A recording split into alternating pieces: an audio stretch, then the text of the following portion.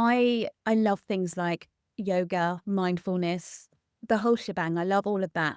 But it doesn't work for everyone. Booking a day, a wellbeing day where staff get to choose and a wellbeing activity is not going to solve the systemic issues when it comes to mental health and wellbeing, particularly for those individuals with protected characteristics. So really, really key that we are looking at it from a whole school approach. So there are things like PERMA, which is a positive psychology model developed by Martin Seligman. And PERMA stands for positive emotion, engagement, relationships, meaning, and accomplishment. PERMA is a really nice positive psychology model that you can use with both children as well as adults. And of course, it's evidence-based. So positive emotion, and I often take out the positive because all emotions are valid. Obviously we want people to feel joyful and be their best selves, but we have to acknowledge and validate that some people are not in a great place. Some people are experiencing burnout. So the P stands for positive emotion. So allowing people to express themselves in a way that feels right for them and regulate their emotions, be it through zones of regulations for children and young people or various other means, but having safe spaces to express our emotions. And if it's not within the school environment, elsewhere, so making sure staff feel that they can. Engagement. So finding things, I encourage staff and schools to find things where people can have a sense of engagement, have a sense of flow. And this is being lost in the moment doing an activity that means something to them.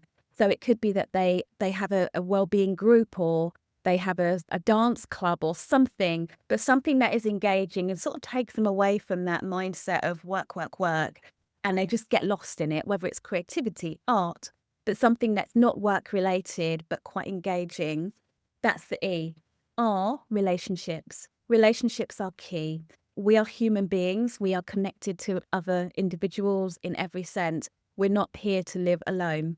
And although it's nice to have that sense of me time, it's good to connect and communicate with others that are on the same level and can be compassionate and caring. So really important that we are seeking out relationships that are healthy, supportive, and can work both ways. It might be in the form of a mentor, it might be a coach, it might be a peer, but really important to have that sense of community. M for meaning, so finding a purpose. So finding something, this might be out of work, this might be in work, but also reevaluating, why did you want to become a teacher in the first place? What was it that brought you into education? Because that is your purpose, that's your meaning. And if you're going, oh, well, I don't know, really unpack that and really dig a bit deeper. Because if your heart's not in it, that will impact your mental health and emotional well-being, and also the children and the community that you're serving. And then last but not least, accomplishment is the A in PERMA. And accomplishment, we often, as teachers, celebrate children's successes. I know when I was a teacher, we'd have like celebration assembly, we'd have Star of the Week. But what about adopting that for staff as well?